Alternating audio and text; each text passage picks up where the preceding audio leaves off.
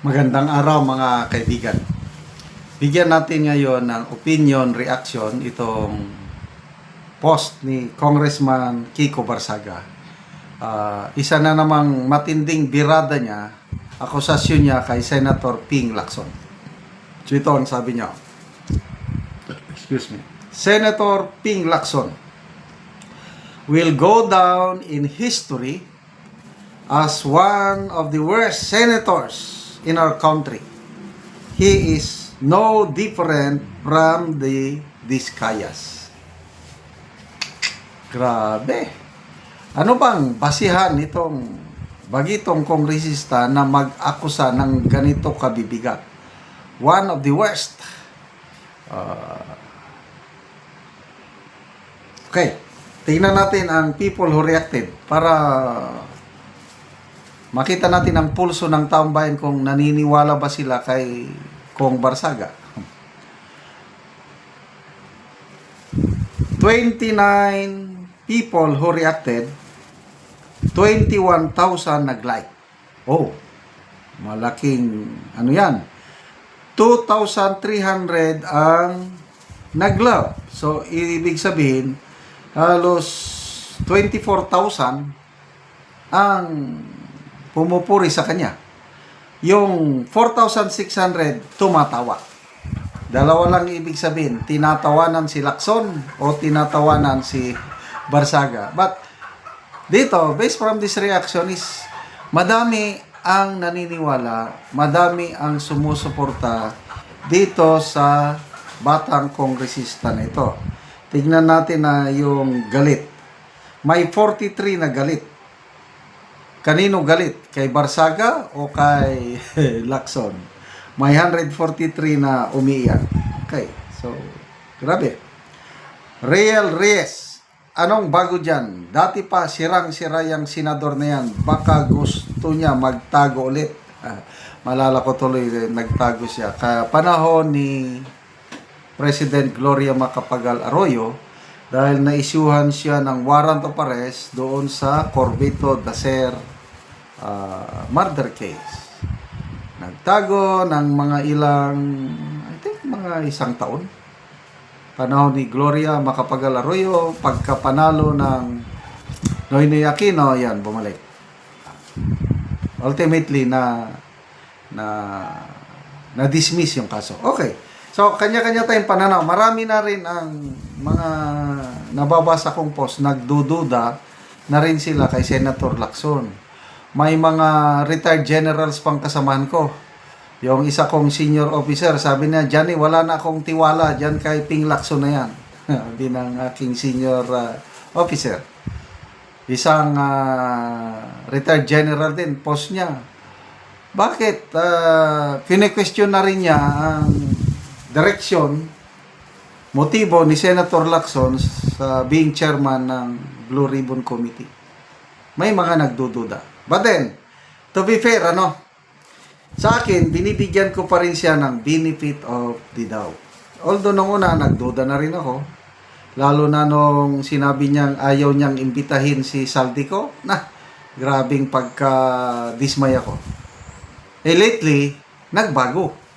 Sabi niya, next hearing, iimbitahan na niya bilang chairman si Saldico, pati na rin si Congressman Martin Romualdez. Sabi ko, that's good.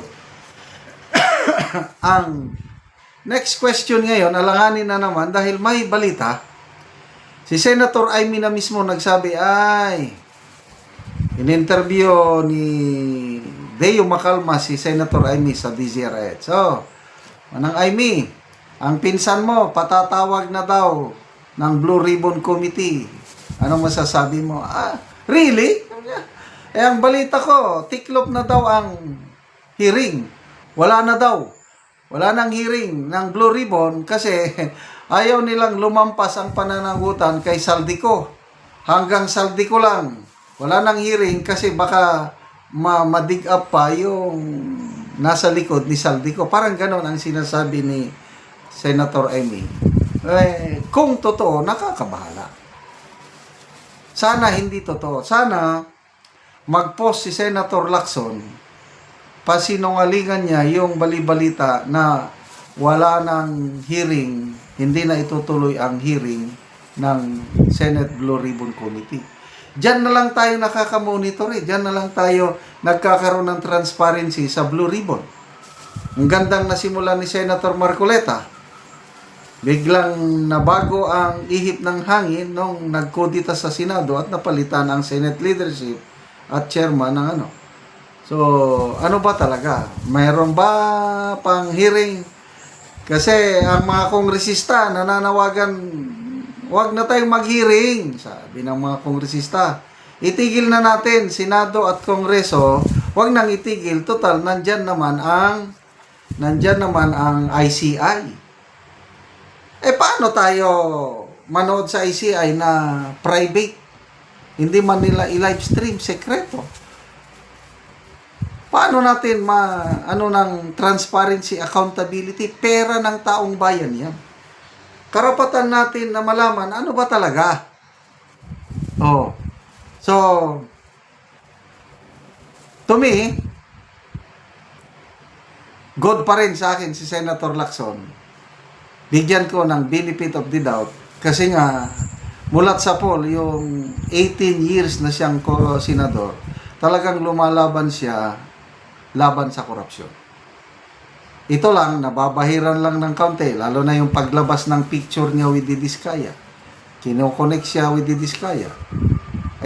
Yung paliwanag niya, okay naman. Minsan lang daw silang nagkita. Iniimbita siya ng mga Diskaya papuntang Davao Rally, hindi siya nagpunta. Hindi siya tumanggap ng campaign donation. Ano pang mga, sinisira lang daw siya, credibility niya as chairman ng Blue Ribbon. Anyway, kanya-kanya talaga tayong pananaw. Habang ang iba talagang wala na. Bagsak na ang imahe ni Senator Lacson sa kanila. Magbasa lang ko sa mga comments ha. Daniel Hernandez, tuta rin ni Romualdez yan. Meaning si Lacson. Unidar Yaw, di ko maintindihan kung bakit nanalo yan, Coratong Baliling. May isang abogadong vlogger, DDS, attorney o Ferrario. Sabi niya, ni minsan, hindi ako bumuto kay Lacson dahil sa kanyang kaso sa Coratong Baliling. Okay.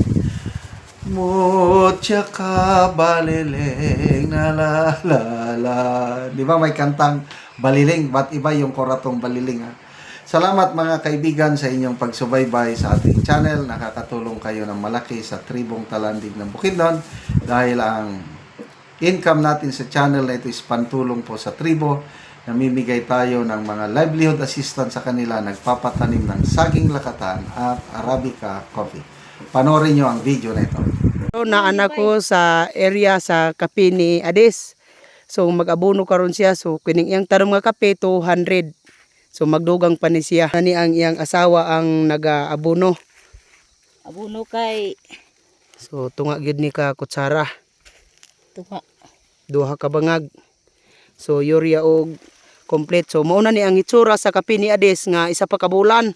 So tambok.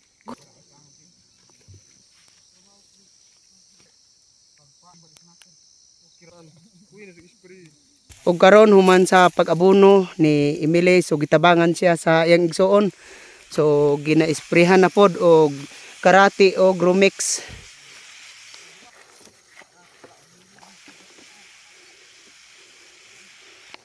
Yan na di pa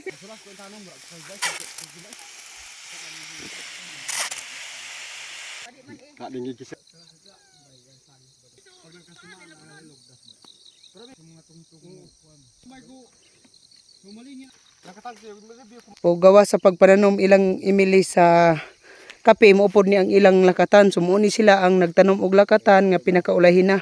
So mo na ni ang ilang tanom nga lakatan. salamat sa Ginoo nga gisuportaran gid mi sa nagsiport sa nagatag nga kasamo nga kape. Kanang kuan, pasalamat mi sa Ginoo nga nakapananom na gid mig kape.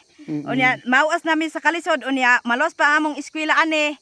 Magamit nila ang pagharbis namo aning kape. Pasalamat ko sa Ginoo ug sa nagatag sa nagsuportar aning kape. Dagan salamat sa Ginoo. o sa dagang nagsuportar. salamat kayo. Salamat kaayo. Dagan salamat. Mm.